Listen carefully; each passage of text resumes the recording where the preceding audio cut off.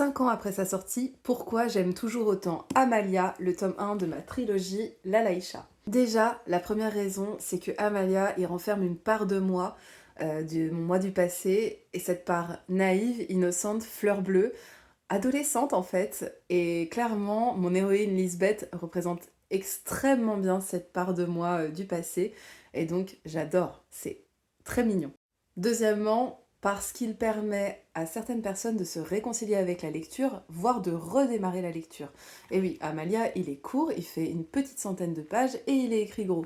Donc que ce soit le public adolescent, je parle des 9-10 ans, ou même les ados qui sont pas trop fans de lecture, ou alors les plus jeunes qui, eux, ont pas encore commencé la lecture véritablement avec des romans sans images, eux, ça leur convient, mais aussi les adultes. Les adultes qui n'ont pas le temps de lire ou qui n'ont pas lu depuis des années parce qu'ils ont été traumatisés au collège, lycée, etc.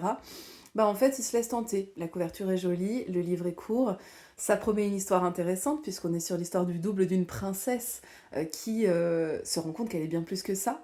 Et du coup, on a envie d'en savoir plus et on se dit que finalement, une petite centaine de pages, ça va passer vite. Et j'ai énormément de lecteurs et lectrices qui sont réconciliés avec la lecture via Amalia. Et ça, c'est quand même un super compliment.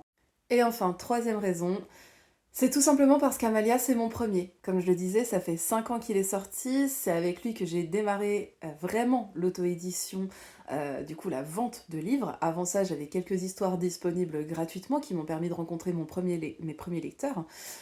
Mais c'est par lui que j'ai commencé à vendre mes livres. C'est lui qui m'a fait vivre mes premières rencontres, les premières rencontres avec vous, avec des libraires, première vente aussi, hein, alors en plein mois d'août en plus, c'était pas tellement adapté avec une campagne de communication un peu bancale, mais il s'est vendu quand même et vous lui avez laissé sa chance. Et donc c'est lui qui a fait que tout a démarré et pour ça, ben, je ne peux que l'aimer.